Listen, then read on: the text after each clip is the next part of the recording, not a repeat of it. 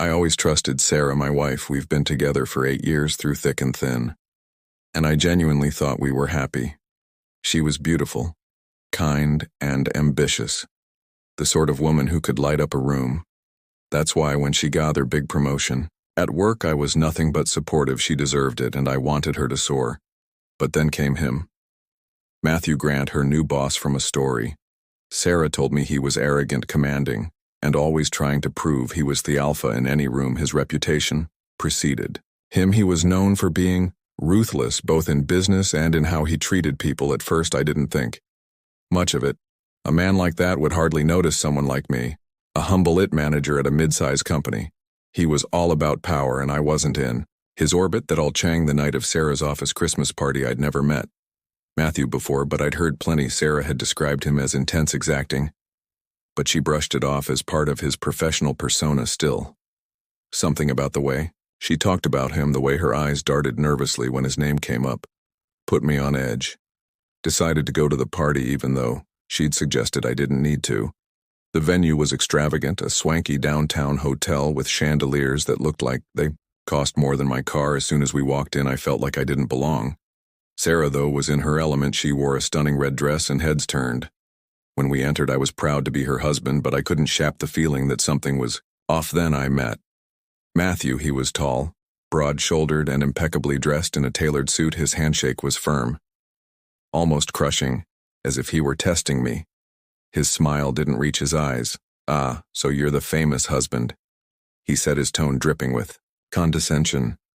"Sarah's told me so much about you. All good, I hope," I replied, forcing a smile. "Of course," he said, though the smirk on his face suggested otherwise. He turned to Sarah, placing a hand on her shoulder in a way that felt too familiar. "You got quite a woman here, one of the best on my team." The way he looked at her made my stomach churn. It wasn't admiration, it was possession. The rest of the evening was a blur of small talk and 4 smiles.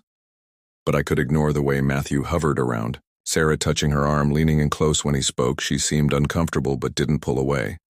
Maybe she was just trying to keep the peace.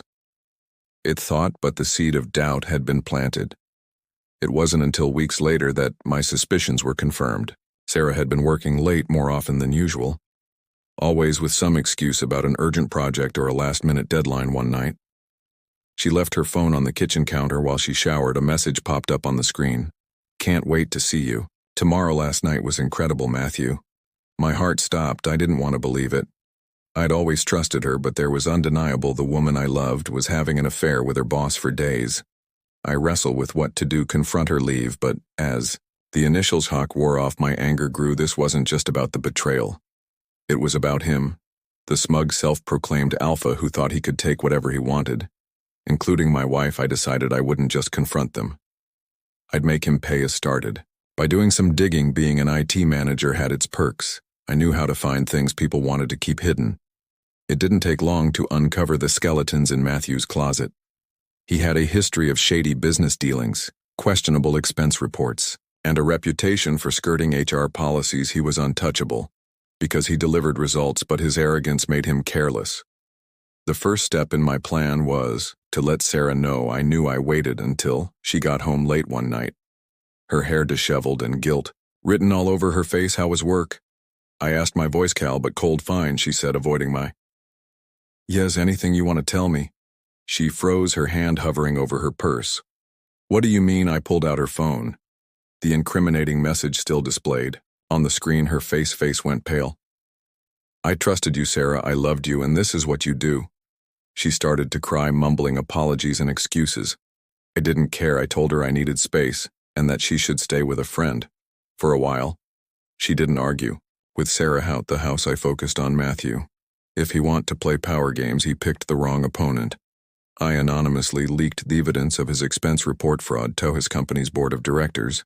It was easy enough to do. A few well-placed mails with screenshots and detailed explanations were all it took.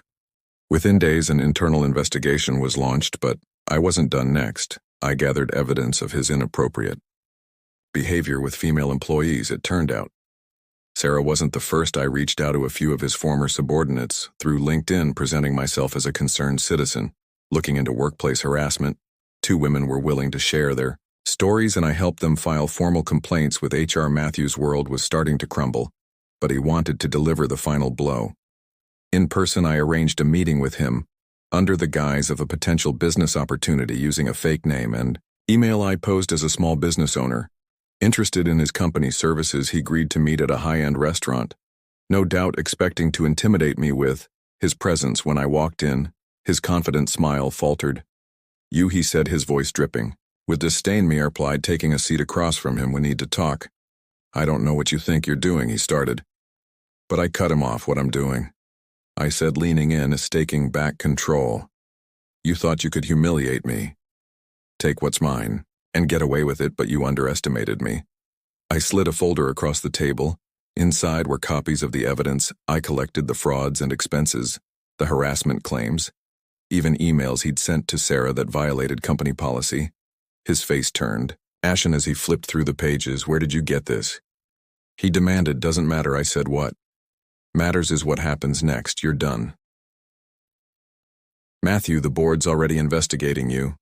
HR is reviewing the complaints by this time. Next week, your career will be in ruins."